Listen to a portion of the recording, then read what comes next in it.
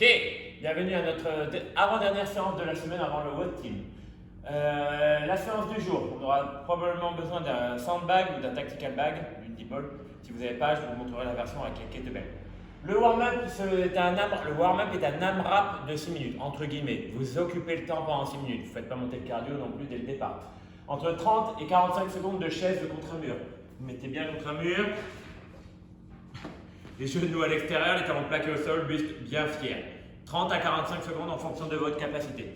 Dès que vous avez terminé la chaise, vous mettez directement debout, les talons sous les épaules, les jambes un peu plus larges, genoux à l'extérieur, je casse la parallèle, le buste bien fier, j'ouvre à l'extérieur, là je remonte. 15 air squat. Une fois que vous avez fait vos 15 air squat, 3 broad jump. Les broad jump, position de puissance au départ, là, et je vais venir sauter le plus haut et le plus loin que possible. Je descends dans mes jambes, buste vers l'avant, je pousse.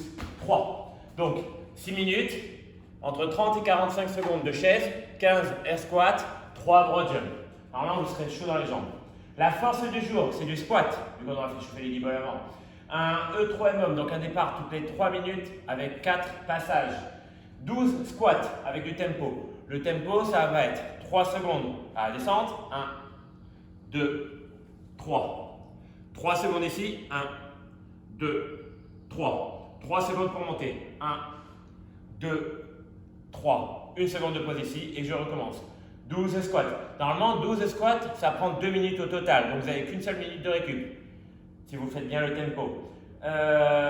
Si vous avez une barre, vous chargez une barre, qu'elle soit moyennement légère. Il ne faut pas qu'elle soit trop lourde, sinon vous n'allez jamais assumer le tempo. Donc, moyennement léger, du 50, entre du 40 et du 55, 60 grand maximum pour cent. Grand maximum.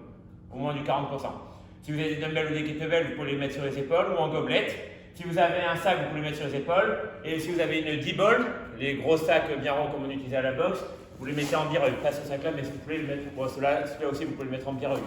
Bien droit, bien ici, et là, pareil, vous descendez. Par contre, si vous avez un tactical bag qui est vraiment très lourd, vous faites du tempo du 2 secondes à la descente, 2 secondes de pause en bas, 2 secondes pour monter et 1 seconde.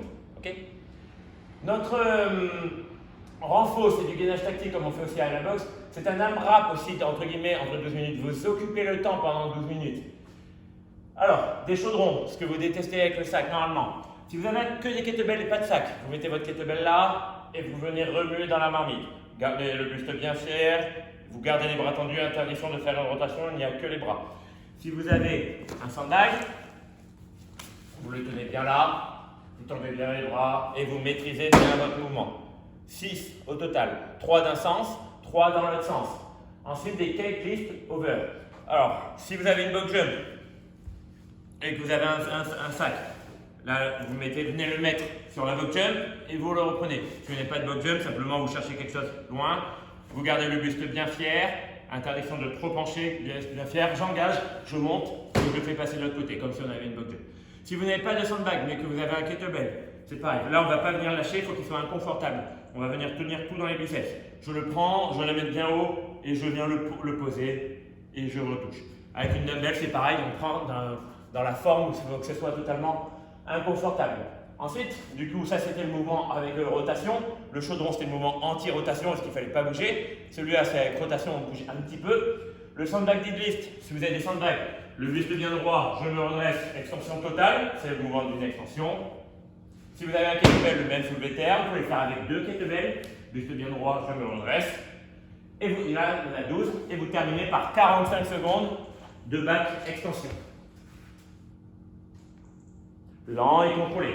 Vous serrez fort les abdos, vous serrez fort les fesses.